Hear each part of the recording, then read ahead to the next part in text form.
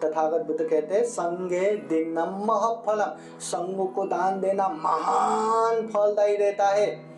ये संग दान में केवल यही भंते को दान नहीं दे रहे, बुद्ध के समय के बुद्ध के अग्रश्रावक सारिपुत्र, मोदगल्यान, महाकाश्यप, अनिरुद्ध से लेके वर्तमान समय के भिक्षु संघ, भविष्य में आने वाले भिक्षु संघ, सभी ये संघ में समा गया।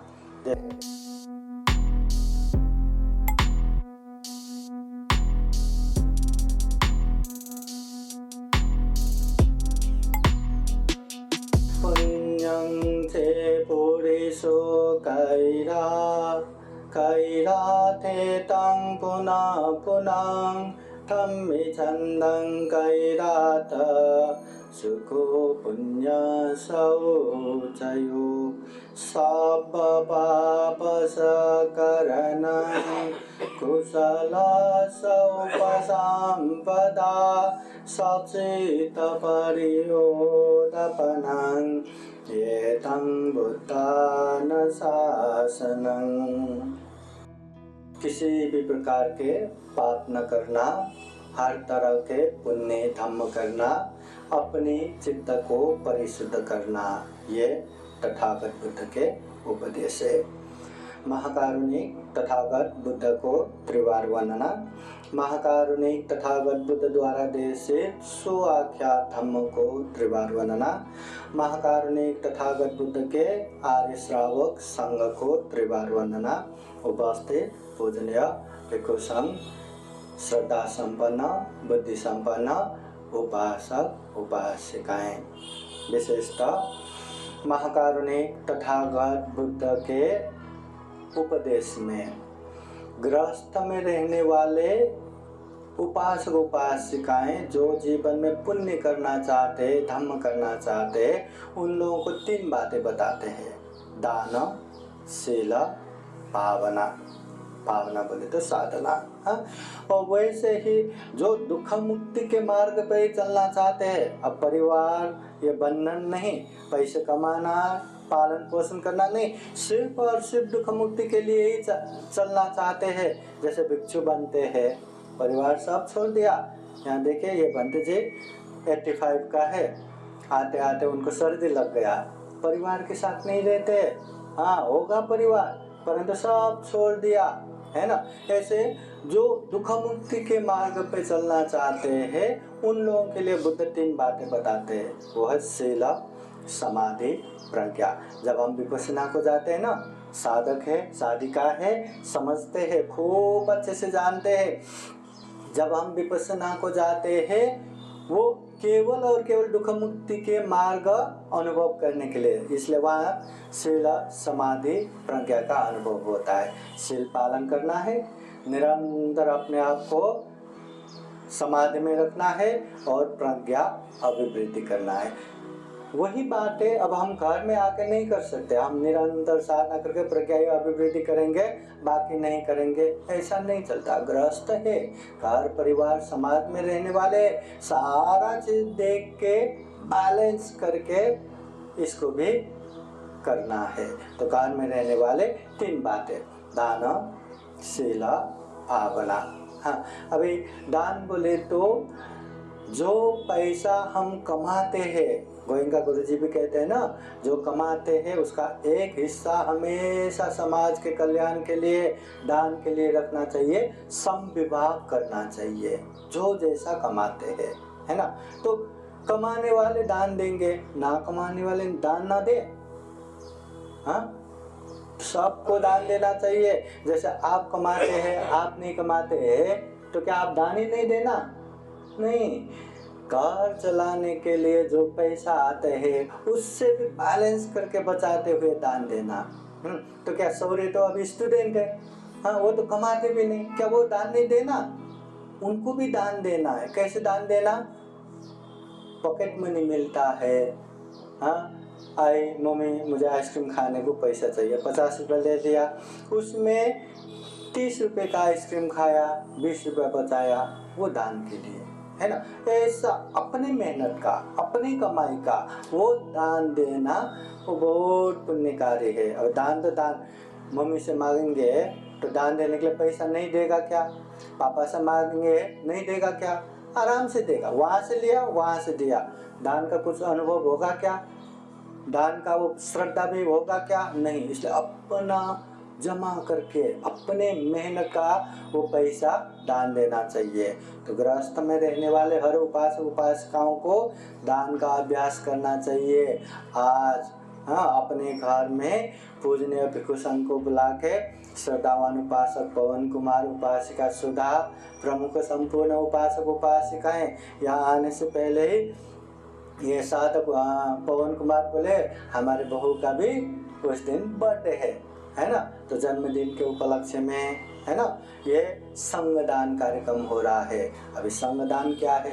दान बोले तो जो हमारे पास है वो दूसरों को दान देना, उसका पुण्य भी बहुत है, परंतु स्वार्थ नहीं होना। हाँ, मैं 100 रुपये दान दूंगा, 1000 रुपये का मेरा प्रशंसा होना, 1000 रुपये बराबर का मेरा एडवर्टाइज होना, वो दान नहीं, वो व्यापार हो गया। दान में व्यापार नहीं चलता।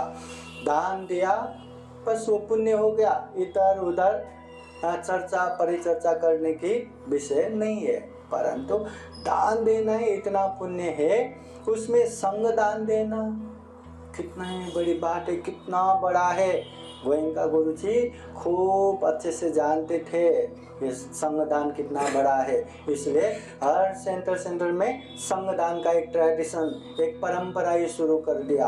हाँ, सबसे पहले संग बोले तो कौन? जो दुख मुक्ति मार्ग पे चलने वाले भिक्षु साधक है ना, उसमें भी उपसंपदा प्राप्त भिक्षु रहता है, मतलब हायर ऑर्डिनेशन। सामान्य तो घर गृहस्थ छोड़ के चिवर पहनेंगे, उसको सामने कहेंगे। उसके बाद उच्च प्रकार का दीक्षा रहता है, उपसंपदा दीक्षा, उसके बाद वो भिक्षु बनता है। ऐसे भिक्षु है 4 भिक्षु संघ चाहिए, भिक्षु चाहिए तब जाके वो संघ बनता है। अब यहाँ महाथेरो थेरो भिक्षु संघ है यहाँ। तो ये संघ को दान देना, तथागत बुद्ध कहते हैं संगे दिनम महफलम, संघ को दान देना महान फलदायी रहता है। ये संघ दान में केवल यही भंते को दान नहीं दे रहे, बुद्ध के समय के बुद्ध के अग्रश्रावक सारिपुत्र, मोदगल्यायन, महाकाश्यप, अनिरुद्ध से लेके वर्तमान समय के भिक्षु संघ, भविष्य में आने वाले भिक्षु संघ, सभी ये संघ में समा गया। जैसे बूंद बूंद मिलके घड़ा भर जाता है, यहाँ तो भिक्षुओं के थोड़े थोड़े गुण भी मिलके सागर जितना बनता है।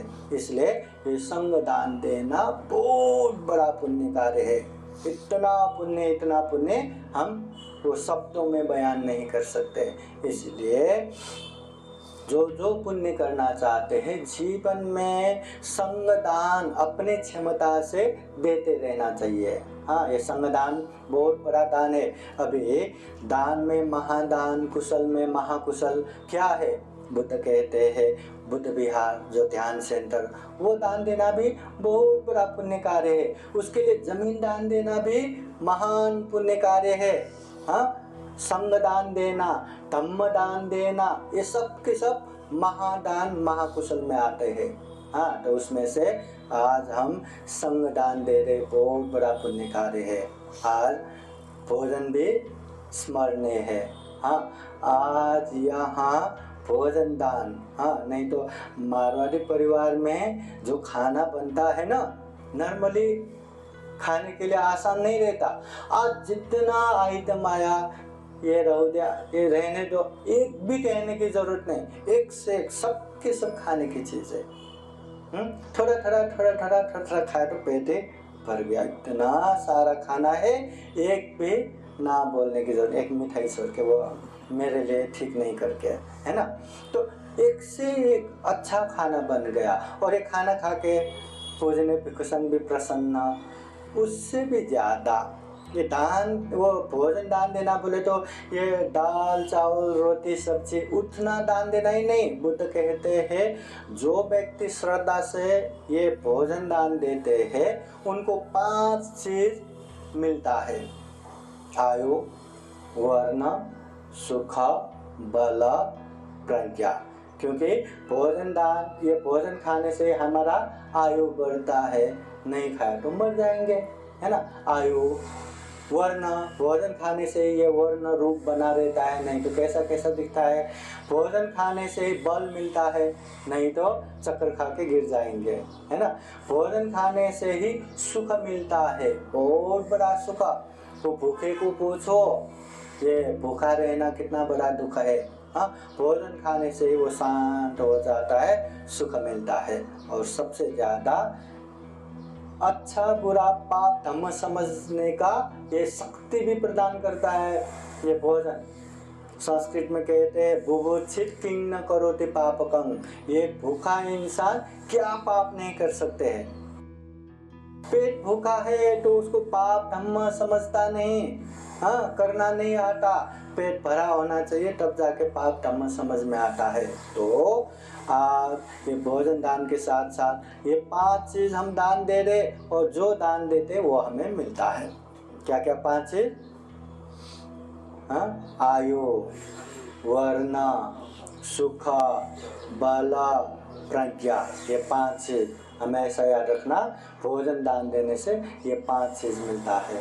अभी इतना भौतिक आहार प्रदान करने से ये 5 चीज मिलता है, तो क्या ये हमें जीवन में एक आध बार ही करना है क्या? क्या हमें आयु वृद्धि हो ये नहीं चाहते?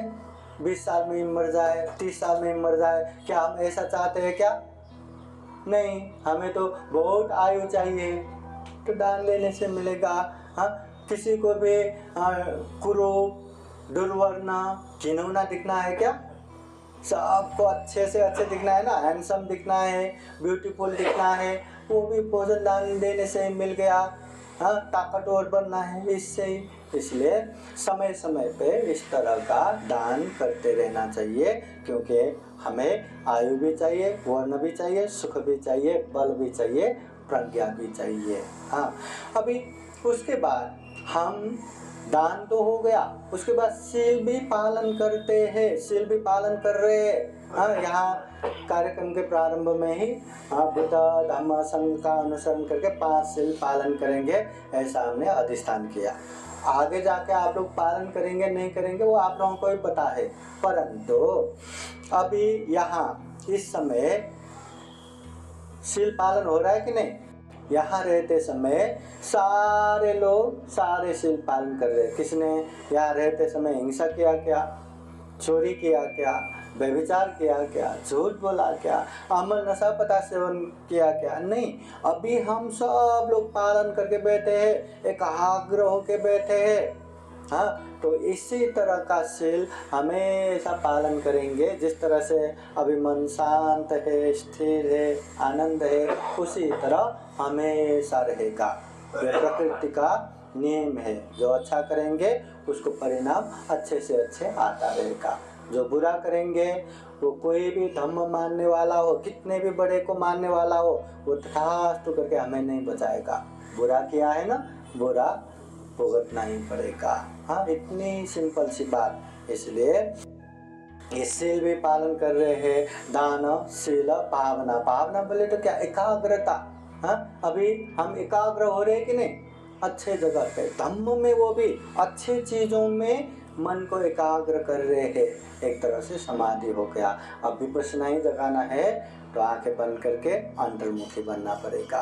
परंतु घर गृहस्थ में रह के हमेशा अच्छे जगह पे मन को एकाग्र करते हुए अच्छे से अच्छे प्रेरणा लेते हुए अच्छा करना, ये बहुत बड़ी बात है। हम जैसा देखेंगे वही वही करने का मन आता है। इसलिए अच्छे माहौल में, अच्छे इन्वायरमेंट में रहना भी बहुत ज़रूरी है।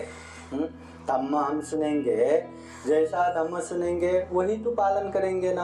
अब धम्म बताने वाला ही बिल्ली हो तो उसके लिए चूहे मारना ही धम्म होगा ना। ढूंढ ढूंढ के वो चूहे ही मारता रहेगा, वही उसके लिए धम्म हो गया। जो जैसा सिखाएगा वही पालन करेगा। इसलिए अच्छे धम्म मिलना बहुत जरूरी है। और ये तथागत बुद्ध के धम्म बोले तो केवल सांप्रदायिक बनना नहीं है। अपने आप को हम बुद्ध को मानने वाले, हम विपस्सी, हम बौद्ध, ऐसा कहने वाला धम्म नहीं है। बुद्ध ने खूब मैत्री करुणा रख के ये दुखा है, दुख है तो ये दुख का कारण है, ये दुख का कारण है तो ये दुख मुक्त अवस्था है, निर्वाण। अगर ये निर्वाण है तो ये निर्वाण जाने का रास्ता ये है, मैं उसमें गया हूँ, मैं उसमें पहुँचा हूँ। ऐसे असीम मैत्री करुणा रख के तथागत बुद्ध ने बताया है। अब उसको जान के समझ के हम चलेंगे ही नहीं तो हमेशा यही रहेंगे, कभी दुख मुक्ति अनुभव कर ही नहीं पाएंगे। अगर हम चलेंगे, धीरे धीरे ही क्यों ना हो, कदम कदम ही क्यों ना हो, चलते रहेंगे तो संभावना है एक दिन पहुंचेंगे। मगर जाएगा ही नहीं, आगे बढ़ेगा ही नहीं, बहुत अच्छा खूब छान करके बैठे रहेंगे, पालन नहीं करेंगे तो कोई फायदा भी नहीं होगा, लाभ भी नहीं होगा। इसलिए ये धम्म अनुभव करने की धम्म है। सभी को आओ, देखो, परिचय करो, अच्छा लगा तो पालन करो, कहने योग्य धम्म है। इसलिए ये दुख से दुख मुक्ति तक पहुंचाने वाला धम्म है। बुद्ध बार बार कहते हैं, तुम में ही कि चंगा तपो अखा तारो तथागता, करना तुम्हें ही है, चलना तुम्हें ही है, बुद्ध केवल राह दिखाता है। हाँ, अट्टाई अट्टनो नाथ हो, कोई नाथ हो परोस, हम खुद के मालिक खुद ही है, कोई हमारे मालिक नहीं है। मुझे भूख लगा, सारे भंते मेरे लिए खाएंगे, मेरा पेट नहीं भरेगा।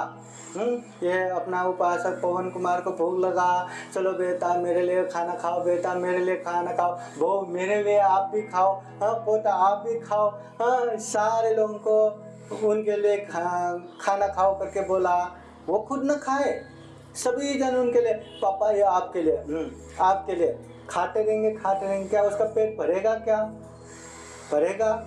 नहीं भरेगा, खुद को ही खाना पड़ेगा। उसी तरह एक पुण्य भी, हाँ कि पापा कर रहे हैं ना, हमें क्या करने की जरूरत है, ऐसा नहीं होता। पापा कर रहे तो पापा का पुण्य है, हाँ मम्मी कर रहे तो मम्मी का पुण्य है, हमें ही करना पड़ेगा। पापा ने हाँ करोड़ों धन संपत्ति कमाया तो बच्चों का हिस्सा है, परंतु पुण्य में कहाँ का हिस्सा? पुण्य में हिस्सा ले सकते हैं? ओ पापा आपने इतना पुण्य करके रखा, आधा दे दो, कैसे ट्रांसफर करेंगे? कोई टेक्नोलॉजी है क्या? नहीं है। जितना जो व्यक्ति करेंगे उतना अपना है।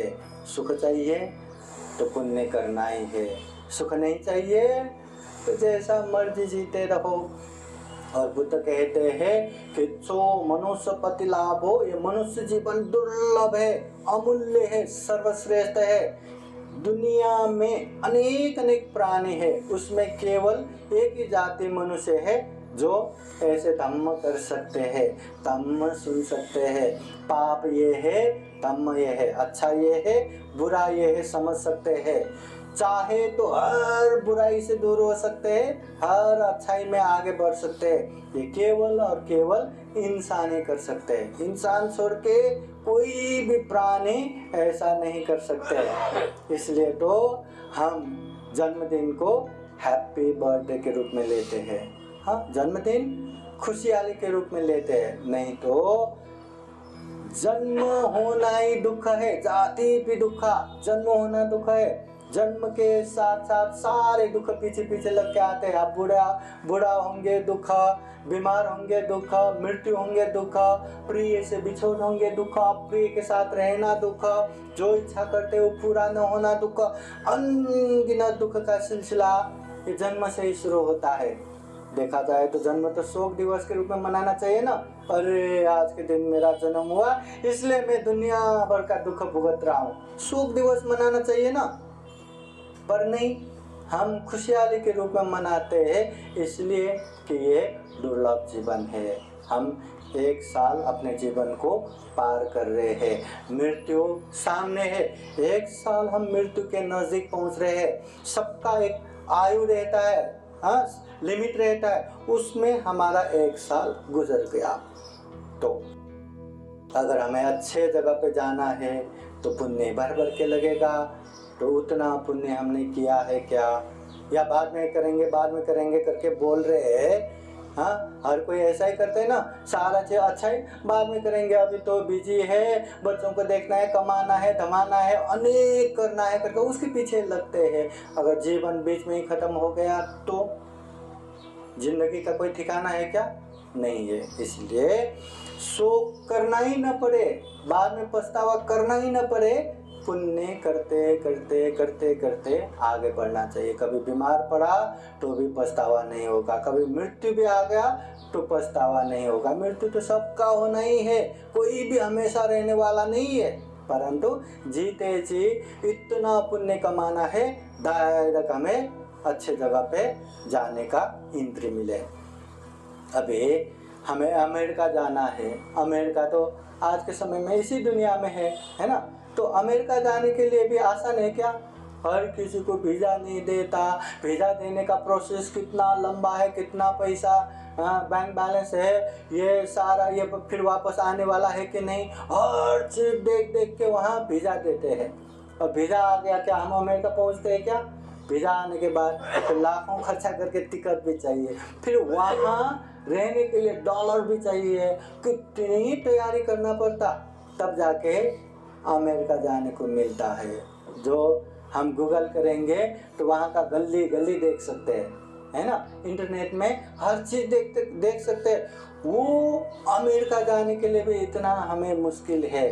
तो सुगति जाना है, अच्छे जगह पे जाना है तो मेहनत तो करना ही पड़ेगा ना, पुण्य तो करना ही पड़ेगा ना। बिना पुण्य किए कहाँ मिलेगा? खाना बनाए नहीं, बाहर से मंगाए नहीं, और यहीं बैठे काश खाना ऐसे ड्रिंग उत्पन्न हो जाए, मुझे बहुत भूख लगा है, हाँ, ऐसे ऐसे खाना हाँ मैजिकली उत्पन्न हो जाए, काश काश करके बैठेंगे तो उत्पन्न होगा क्या? खाना मिलेगा क्या? तो खाना खाना है ना, किचन में जाओ, 15 मिनट में कोई आइटम बन ही जाता है, आराम से खाओ, हो गया। नहीं, हाँ, आलस हो के नहीं मैं कुछ नहीं करूँगा पर मुझे ऐसा खाना मिल जाए, वो ऐसा खाना मिल जाए, कभी नहीं मिलेगा। हाँ, तो इतनी सी बात, जितना करेंगे उतना मिलेगा। आज देखो संभाजीनगर से पूजने भिक्षु संघ आए हैं, हाँ, ये महाथेरो बनते, महाथेरो 2 महाथेरो बनते जी, हाँ, और ये बनते जी कितना ध्यान करने वाले विपस्सी साधक है, 45 दिन का ध्यान करने वाला, वो भी विपस्सी साधक। अभी हम जो अकोला में ध्यान बैठे ना, साथ में ही थे, ये बनते जी अभी श्रावस्ती में, कहाँ श्रावस्ती में लोगों को ले जाके वहाँ ध्यान करके आए। तो इस तरह से ध्यान करने वाले विपस्सी साधक बनते जी आज यहाँ मिला, संगदान दे रहे हैं, बहुत बड़ा पुण्य कार्य है आपका भी। हाँ, ताई का तो बर्थडे है, बर्थडे के उपलक्ष्य में इतना बड़ा पुण्य कार्य हो रहा है। बर्थडे मनाना चाहिए, ऐसा नहीं कि नहीं मनाना चाहिए, हर किसी को मनाना चाहिए, मगर केक काट के हैप्पी बर्थडे टू यू इस तरह से मनाने से भी एक अच्छा करते हुए, शरीर वाणी मन से अच्छा करते हुए बर्थडे मनाना चाहिए, क्योंकि दुर्लभ जीवन का आज जननी है, आज के दिन ही उत्पन्न हुआ है। तो ऐसे जीवन में हमें क्या करना चाहिए? बार बार सोचना चाहिए, जैसा हम करेंगे वैसा ही हमें मिलेगा। डॉक्टर पढ़ने वाले पढ़ते पढ़ते उसको डॉक्टर का ही सर्टिफिकेट मिलेगा, डॉक्टर का एग्जाम हो गया, चलो तुम्हें इंजीनियर का सर्टिफिकेट करके देगा क्या? दे सकता है क्या?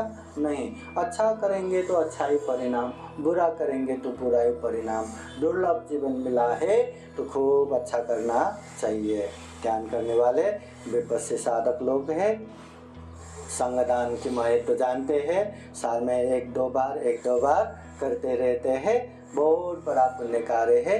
इस पुण्य के अनुभाव से संपूर्ण चनानी परिवार, बंधु बांधव सबके जीवन में हमेशा सुख हो, शांति हो, मंगल हो, कल्याण हो।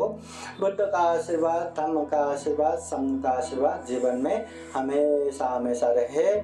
इसी तरह का पुण्य कार्य संगदान करते करते, खूब सारा पुण्य धर्म करते करते दुख मुक्त निर्वाण की तरफ भी निरंतर आगे बढ़े, ऐसे कामना करते हुए ये छोटा सा धम्मदेशना यही समापन करते हैं।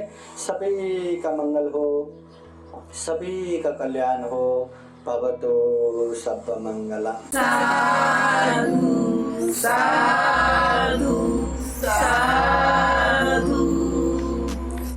बुद्धं नमामि, बुद्ध को नमन करता हूँ। धम्मं नमामि, धम्म को नमन करता हूँ। संघं नमामि, संघ को नमन करता हूँ।